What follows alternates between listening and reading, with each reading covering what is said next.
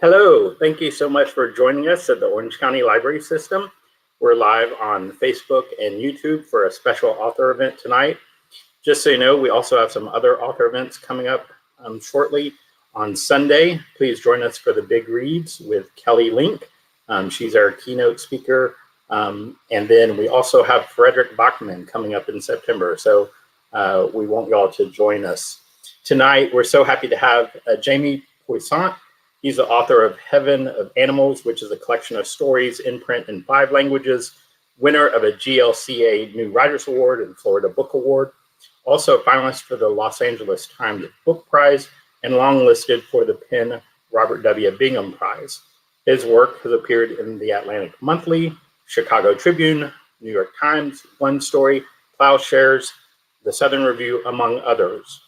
It's also he's been included in numerous anthologies, including New Stories from the South, Best New American Voices, and Best American Experimental Writing. And I'll just share, this is my collection from 2008, New Stories from the South, when I first became acquainted with Jamie's writing for his story, The Lizard Man, which you can find in his collection, Heaven of Animals. He's also been a recipient of scholarships and fellowships from the Breadloaf, Sewanee, Tin House, Westland, Longleaf Writers Conferences. Jamie teaches at the Creative Writing Program at the University of Central Florida, and he lives here with his wife and daughters. Lake Life, which he's going to discuss and read from tonight, is his first novel. In Jean Thompson's New York Times Book Review, she wrote, "His prose throughout is sure-footed and intelligent. Wincing scenes are leavened with moments of grace and mournful nostalgia." Please welcome James Poissant. Hey, Edward, how are you? Great. It's so nice to have you here tonight. Thank you. My pleasure. So, Jamie, we'll just have you just pick a selection from the novel. It's such a great work. Really enjoyed reading it. And I know those that I've talked to have really appreciated it. And I know those that are viewing you and listening to you for the first time will want to go and pick up a copy at the library or their favorite indie. So we'll just have you read and then kind of start you off with some questions, and we'll take questions from others as they come in. Absolutely. Sure. Thank you so much. Yeah. So the novel is Lake Life. It is out this summer, just came out from Simon & Schuster. It's a family novel. It's a novel with 6 points of view. It's a mother and father and their 2 sons and their sons' partners. The novel opens with a tragedy. There is a drowning that the eldest son, Michael, witnesses. And in his attempt to save the life of this boy who drowns, when he dives into the water and resurfaces, he hits his head on the bottom of a boat and he has to be rushed to the hospital. So I'm going to skip the opening. It's a lot. It's pretty intense. And we're going to skip ahead a couple chapters to the ambulance ride. And this chapter is chapter 4, and it is told from Diane's point of view. So this is Michael's wife, and this is her first chapter.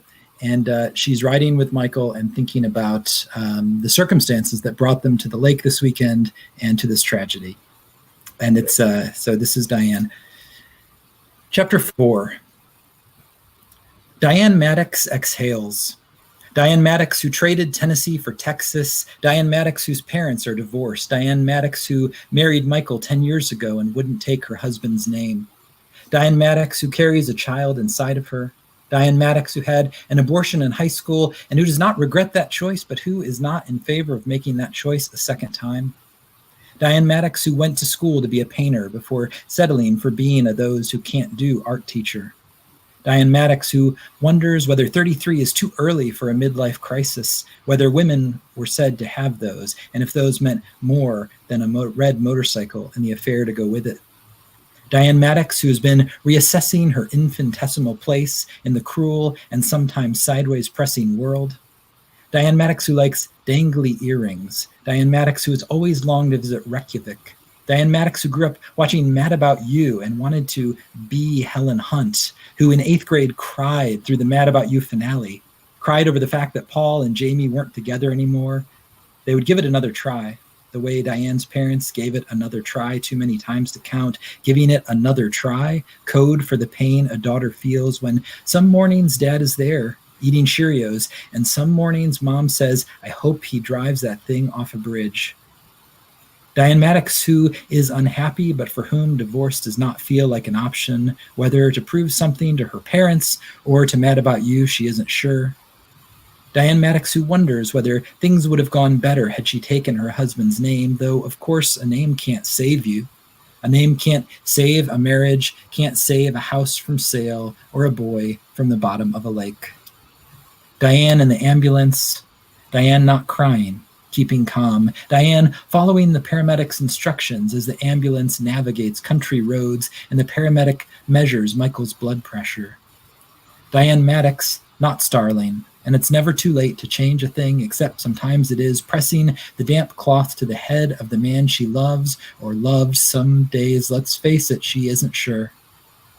Blood pooling beneath the cloth, the forehead an awfully vascular area, the paramedic says, worse than it looks, which Diane takes to mean looks worse than it is, though she can't be sure of that.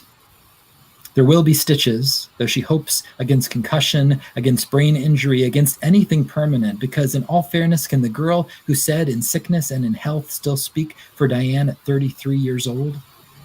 Say Michael slips into a coma or spends his life in diapers drinking through a straw. Does the Diane who said, I love you and I do to this man, does she love him enough to wipe his ass another 50 years? How to love a man who's made it clear, if not in words, then in scowls and sighs, in the way he picks strings from the frayed cuffs of his jeans, that he'd rather her not have their child. Does she love Michael enough to stay? Does she love herself enough to leave? Diane doesn't know, knows only that Michael's blood is real and warm and won't stop rising from his head. The ambulance brakes, the doors open, and Diane breathes. The hospital is not what she was expecting. Small and beige, the building looks less like a hospital than a bank someone dropped onto an acre in the woods, and gently she is pushed aside by a nurse at the curb, Michael lowered into a wheelchair and asked to hold the cloth to his own head.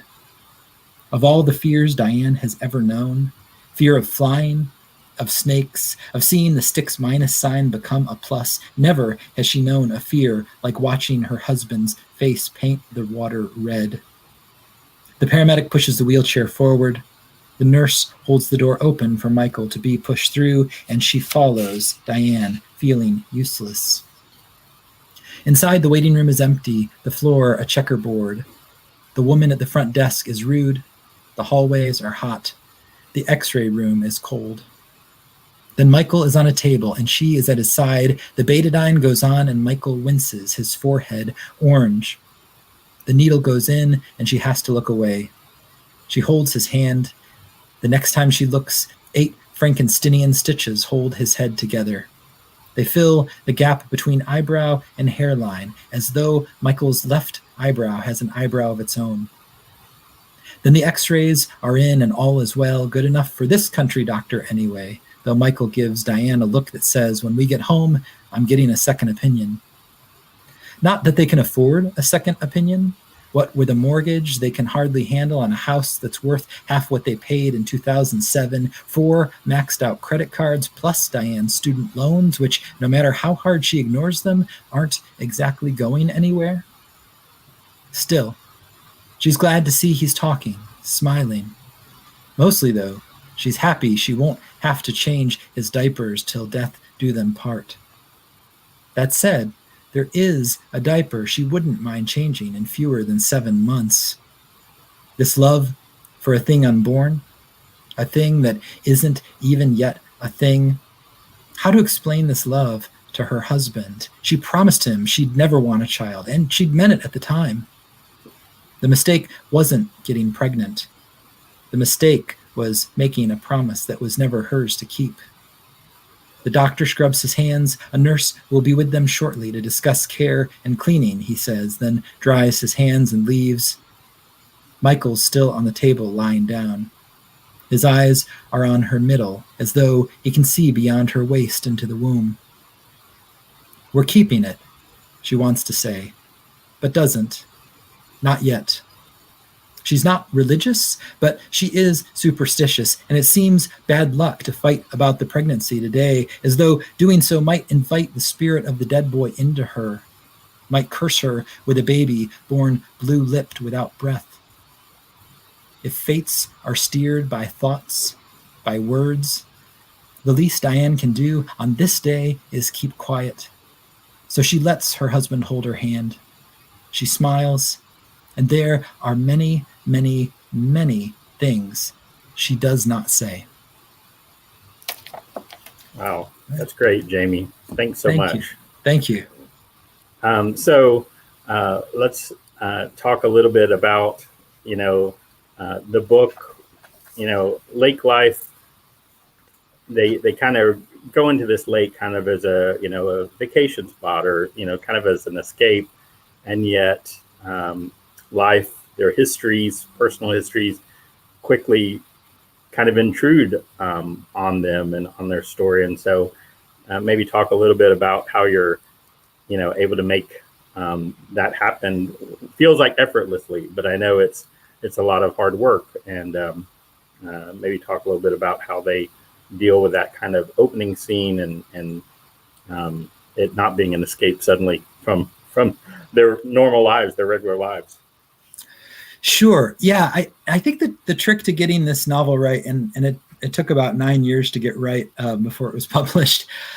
For me, the trick was finding that balance I think you're talking about between the front story and the backstory. So, the novel itself takes place over 3 days. They witness this tragedy. They'd come to this lake house for it to be the last long weekend of the summer before the parents sell this lake house that's been in the family for years.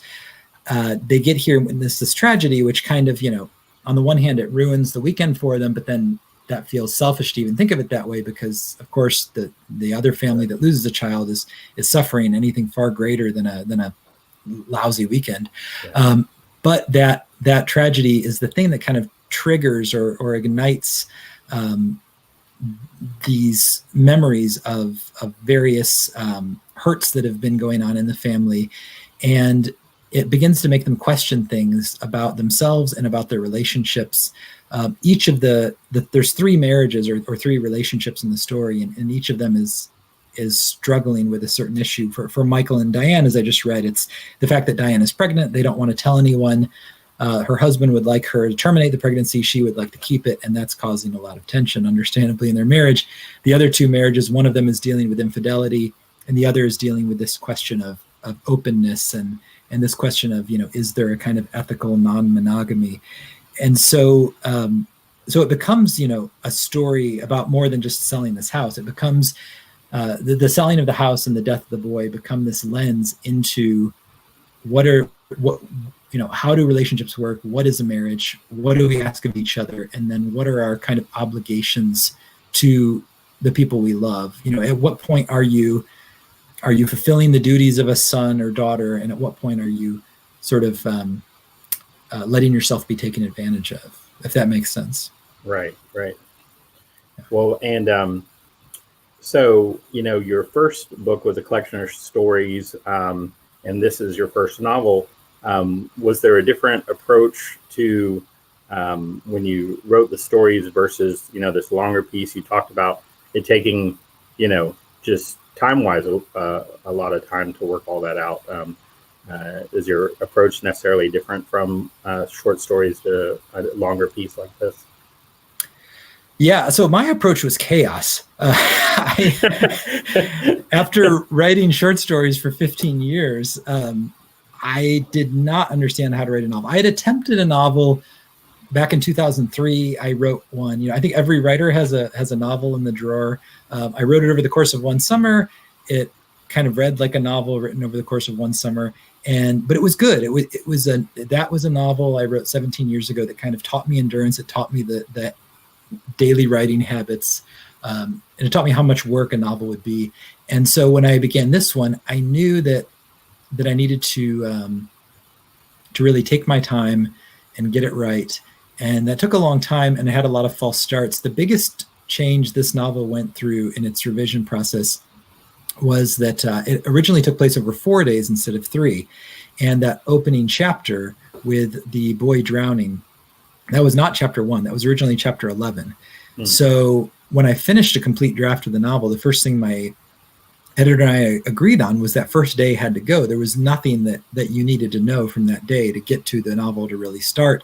It was kind of like I was saying, here's everything you should know about these characters. Now you can enjoy a book. Right. And nobody should have to sit there for 110, 112 pages and read all that. So now if that were a story, that happens all the time, and that's fine. The first act of a story might be 5 pages and you chunk it and you've lost a couple days work. In this case, I was throwing away a year's work. Right. So I learned pretty quickly that, and I'm also someone who with my stories, I often polish a sentence and get it just right before I go on to the next. And I realized for me, that doesn't really work with a novel because you can spend a year polishing sentences that won't even wind up in the book. Right. And I had to get comfortable with the process of letting things feel like they're not there yet, letting them be a little weak at the sentence level, knowing that the only people who are going to see those drafts are my agent and my editor. And it's okay to have bad sentences. I can fix them in revision. If I take the time to fix them now, it might be, it might feel good for me, but it's ultimately kind of a waste of my time since I don't even know if those scenes will make the final cut. Right. Yeah. And to any of our viewers, if you do have a question that you'd like to ask Jamie, feel free to put them in the comments, and your name will appear should you decide to offer a question and ask Jamie. So just want to make sure and let you know and open that up if anyone has particular questions. Otherwise, Jamie and I will continue to discuss. Are there any particular authors who have influenced you, and what pieces of their own work do you see having influenced kind of your own work? Oh yeah, I mean, I think it was Saul Bellow who said all writers are just readers moved to emulation, which is to say imitation, which is to say copycatting. I'm sure that I'm stealing from all my favorite writers, and there are so many. At the sentence level early on, I was very much influenced by the work of Raymond Carver, and I think a lot of reviewers and friends picked up on that in the short story collection, The Heaven of Animals. I'm not sure that followed me as much into the novel, but as the author, I probably have the least objective sense of my own voice. So I loved Carver a lot. Structurally, though, some novels that I really enjoyed studying. I enjoyed studying The Corrections by Jonathan Franzen, which is a novel that's balancing a number of points of view in a family. And stylistically, a book I look to a lot is a book called By Nightfall, which is a novel by Michael Cunningham. Most readers know his novel The Hours, which won the Pulitzer Prize and became an incredible film with Nicole Kidman and Meryl Streep. But this more recent novel, By Nightfall, not as many people seem to know it, and it got mixed reviews. I think it's brilliant. It's kind of a flaneur novel. It's a guy who walks around New York City at night thinking about his life, and I love books like that. I love Sebald. I love Teju Cole. I have a very high tolerance for a book in which not much happens, in which characters are just thinking. So which is why Mrs. Dalloway by Virginia Woolf is one of my favorite books. So I'm fine with that, although I edited a lot of those habits out of my own novel where it was really slow. But what I like about By Nightfall is he's writing in that third person present tense, which is something that I think a lot of people think of like Updike's Rabbit novels when they think about the third person present tense. But he's doing it in a way that feels a little more lyrical, a little more voice driven, and stylistically that's kind of what I was going for. Like I wanted a lot of voice to come through. What in super complicated writing terms, what we call the free indirect discourse, or the free indirect style of a voice that is a third, but it feels so much like it's wrapping through the subconscious of whichever character's head we're in that it still feels like a first at times. Michael Cunningham is the master of that, and so he's someone whose work I look up to. And then, in terms of place, I really wanted to evoke the South, and especially this western region of North Carolina. It's a place that's near and dear to my heart. Lake Christopher is based on Lake Toxaway, which was a lake I spent a week on every summer in childhood. The actual towns there, like Highlands, Asheville, are described as I remember them and as I researched them. Ice cream parlor in Highland. I've had several readers already write to me and say, like, I know that exact ice cream parlor. Like, it's unmistakable. It's this weird 2-story ice cream parlor that actually, like, a balcony goes over a river where there are these huge trout that just swim around in there. If you go through Highlands, you can't miss it. So I really wanted to evoke that place. And when I'm writing place, and especially writing the South, I mean, there are so many writers I look to. I love the work of Ron Rash, for example, who's also writes a lot about Western North Carolina. Jill McCorkle, who writes North Carolina. Lee Smith, Holly Goddard Jones, Rick Bass. He writes mostly now about the Yak Valley in Montana, but he used to write more about the Southeast. So yeah, I think place is important to me. And so at times when this novel slows down and just kind of meditates on place, I'm definitely looking to like Bass and Rash and McCorkle. Yeah. Well, I think, as readers, hearing what authors read and what influences them, I think, some authors people are familiar with and others aren't. And so we're always looking for new authors to pick up and become a fan of. We do have a question. I think it's from Facebook. How long did it take to find an agent? Oh, that's a great question. So I will tell my agent story, and then I will immediately say, don't do what I did. So don't take this as inspiration. Take this as a cautionary tale. What I will say is, now I do have, let me give 2 answers. First, let me tell you the best way to do it.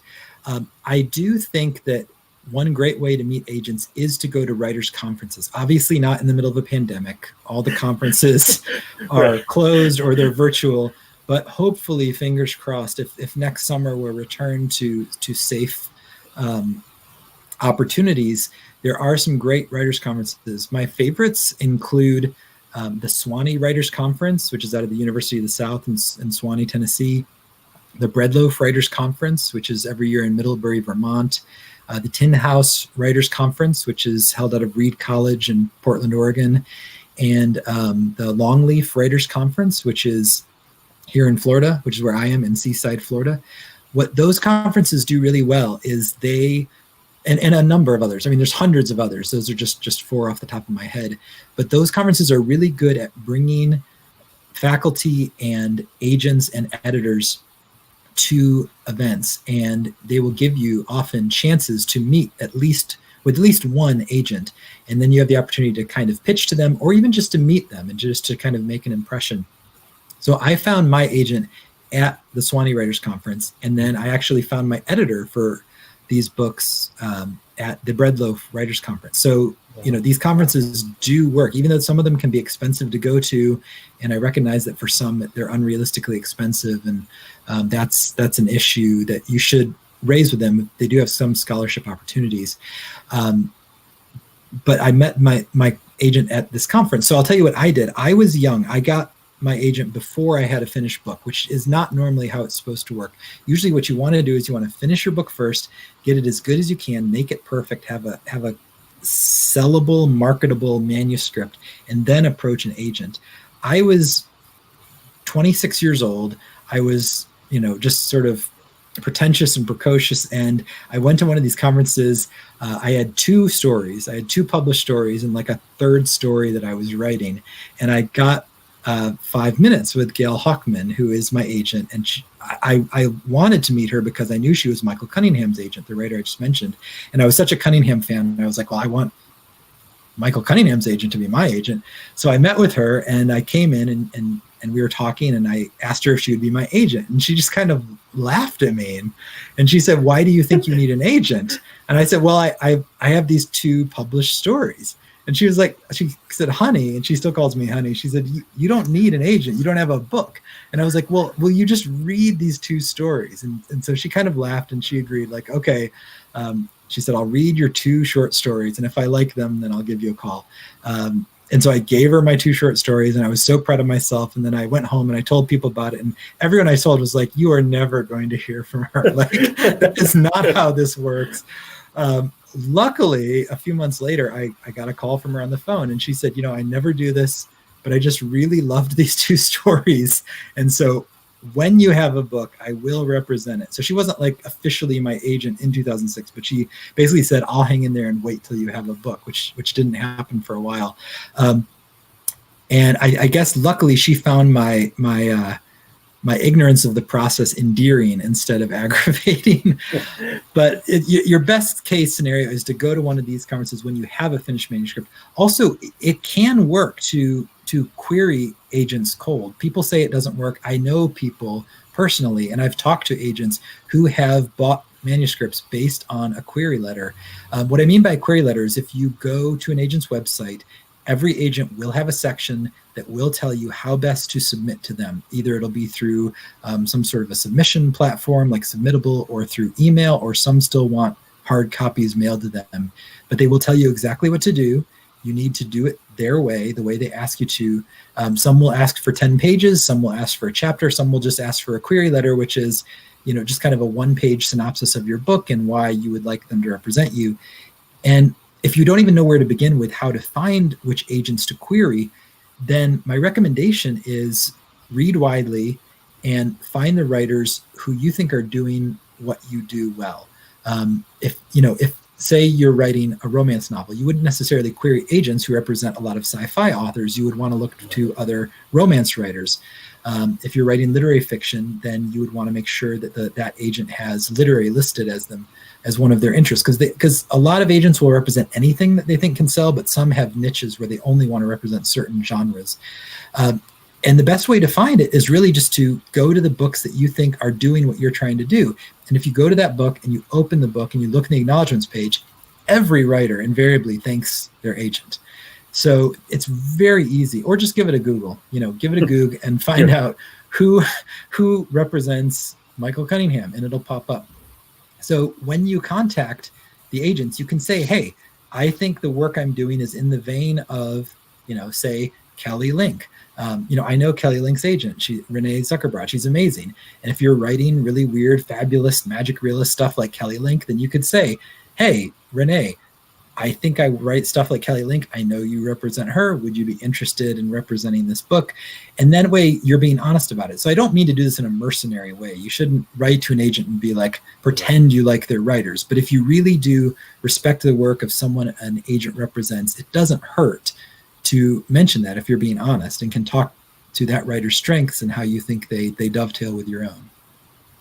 Great, thanks. Well, I think it was Michael Chabon who said for writers, they need to have either luck or discipline or talent, and they don't have to have all three of those, but at least two of the three. And so in hearing you relate to your story, I think the people that read you, and one of the things I admire about you is your humility about it, but you're just an outstanding author. You're really out of this world. And I know that people that read you will look forward to everything that you write. Thank you. Looks like we have another Facebook question.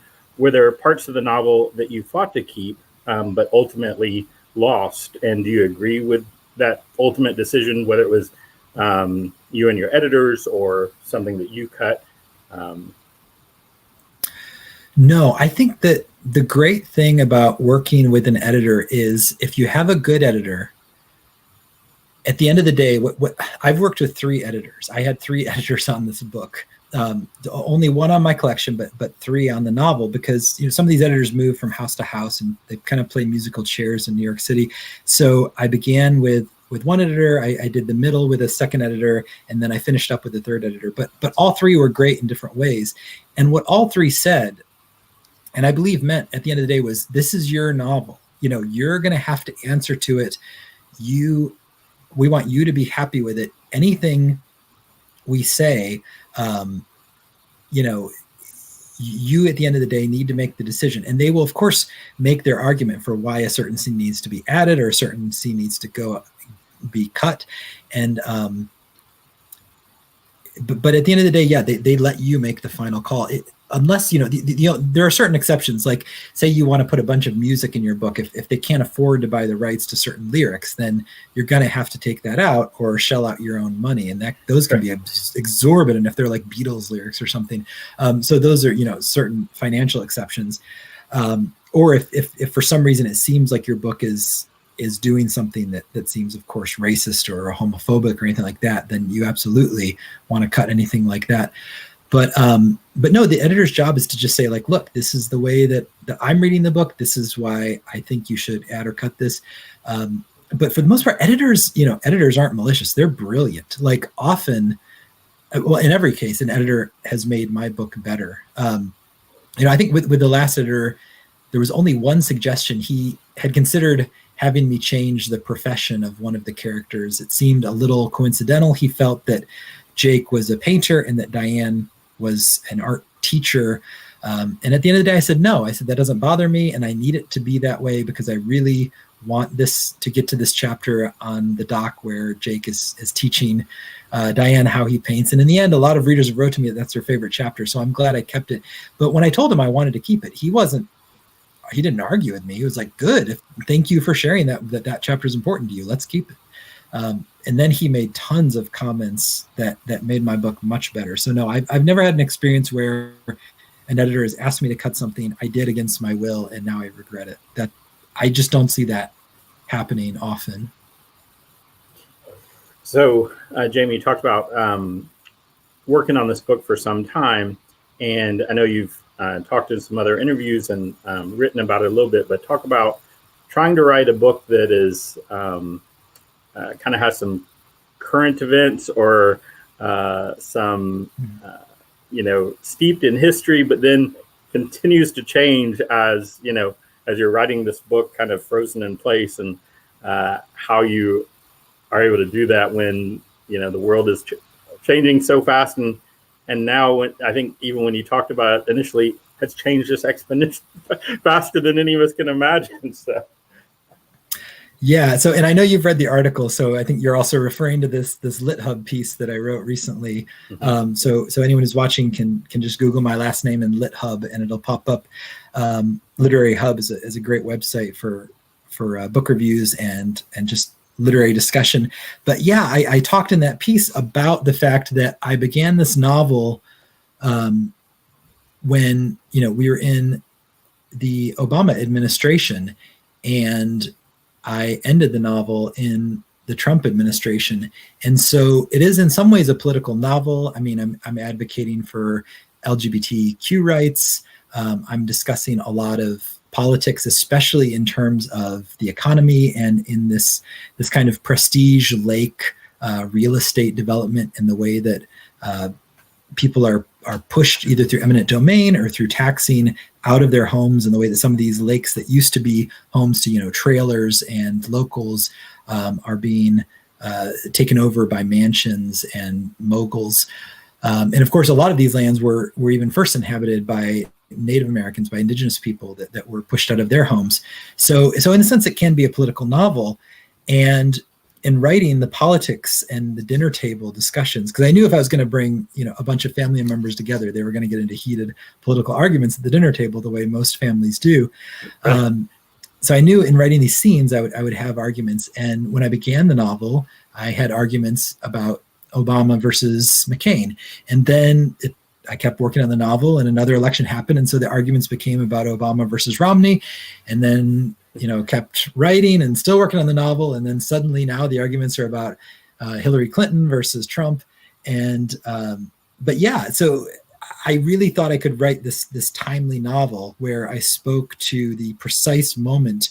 But of course, the moment is constantly changing. You can't ever catch the moment. You can't keep up with the zeitgeist.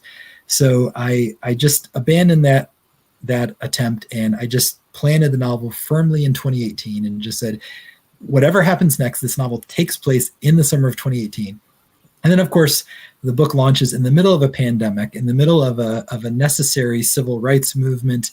And so now everything in the news has nothing to do with the politics of the novel, but that's okay, because it doesn't have to be a novel of now. It can be a nice little snapshot of what life was like in that year. And hopefully people will look back to it years from now and say, like, okay, that's what he thought, America looked like at that time, as opposed to, it has to be relevant. Right. Yep. So just a reminder to our viewers as well, for some of the questions that have come up about writing tips or agents, make sure and check ocls.info for our various writing events that are all virtual currently.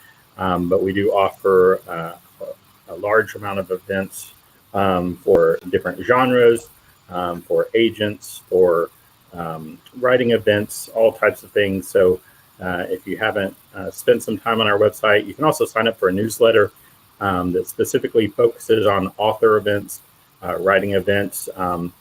There'll be a lot of events in November for the novel writing month. And so just want to encourage everybody to take a look at that if you haven't in the past. So you kind of spoke to it a little bit about the pandemic and the societal things going on. How is that affecting your own ability to be creative and to do creative work? I've talked to some authors who, can still do it, and others that are like, can't put pen to paper. And so where do you fall, and how are you kind of dealing with, all of that? Yeah, I'll only speak to my own experience, because I think at a time like this in American history, there's no wrong way to behave as a writer. Just like there's no wrong way to grieve as long as you're not hurting someone else. I think that for writers who feel like they can't write right now, that's not a cop-out. That's a totally legitimate attitude, and it can be healthier to just admit that. I did not write well for the first couple months of the pandemic. And it's only been recently, in the past couple of weeks, that I've gotten back into a writing habit.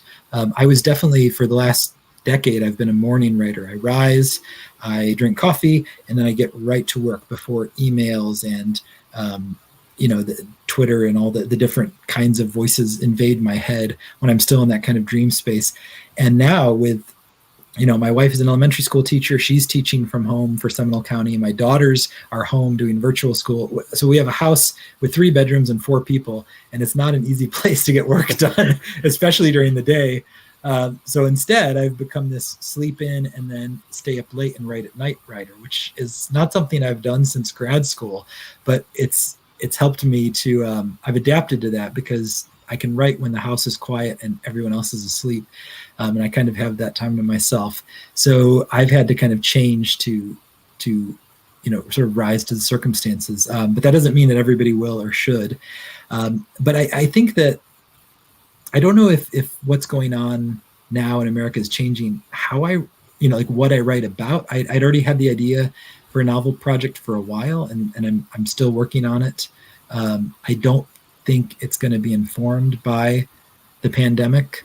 But I do see, I can imagine a future where I would work on some stories or a novel that takes place in the pandemic, but I'm not there yet. I think it'll take a long time for me to process it before I know how to write about it. Right. Yeah. That makes sense. So getting back to lake life for just a minute, another thing I noticed is how easily the novel reads. You really don't want to put it down. I won't say, depending on how fast the reader is, but you can just read and it flows so well. And I know that comes from you make it seem easy, but it probably comes from lots of revision, and maybe talk about kind of your process of revision and making it seem very effortless. It's really amazing kind of what you do there. Oh, thank you. I keep telling people I didn't think I was writing a page turner, but I've had so many people tell me that they're either reading this in one sitting or in 3 or 4 sittings. Like, the book is in 4 parts, and a lot of people will say they just read through a part and then they pick it up the next day and read part 2. That's great to hear. I think I know it's a result of revision. It's definitely, if it looks easy, then thank you. But it wasn't easy, Right. but I'll take the compliment. Right. I think that comes from, at one point, this manuscript was almost 600 pages, and I just kept cutting the parts that I thought were boring, the parts that I thought were slow.